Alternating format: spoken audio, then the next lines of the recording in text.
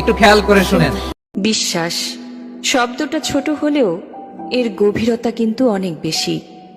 একজন মানুষ যখন কাউকে বিশ্বাস করে তখন সে শুধু কিছু কথা বিশ্বাস করে না, সে নিজের মনটা তুলে দেয় তারই হাতে।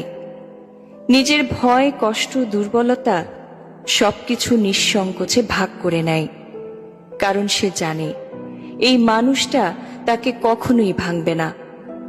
কিন্তু সবচেয়ে ভয়ঙ্কর ব্যাপার হলো বিশ্বাস ভাঙার শব্দ বাহিরে শোনা যায় না, এটা নিঃশব্দে ভেঙে যায় মানুষের ভেতরে। একটা মিথ্যা, একটা লুকানো সত্য কিংবা একটা প্রতারণাই যথেষ্ট পুরো সম্পর্কটাকে দুর্বল করে দেওয়ার জন্য।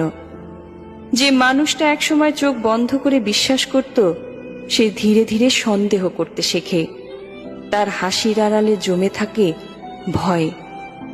সে আর আগের মতো নিশ্চিন্তে ভালোবাসতে পারে না, কারণ ভাঙা বিশ্বাস ঠিক গ্লাসের মতো, জোড়া লাগলেও ফাটলের দাগ ঠিকই থেকে যায়।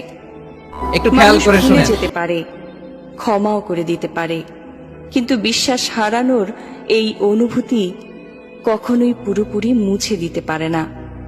কারণ বিশ্বাস একবার ভেঙে গেলে সম্পর্ক বেঁচে থাকলেও অনুভূতিগুলো ধীরে ধীরে মরে যেতে থাকে। তাই কাউকে ভালোবাসলে তার বিশ্বাস নিয়ে কখনো খেলবেন না, কারণ ভালোবাসা হারালে হয়তো মানুষ নতুন করে বাঁচতে শিখে যায়, কিন্তু বিশ্বাস হারালে মানুষ ভেতর থেকে বদলে যায়।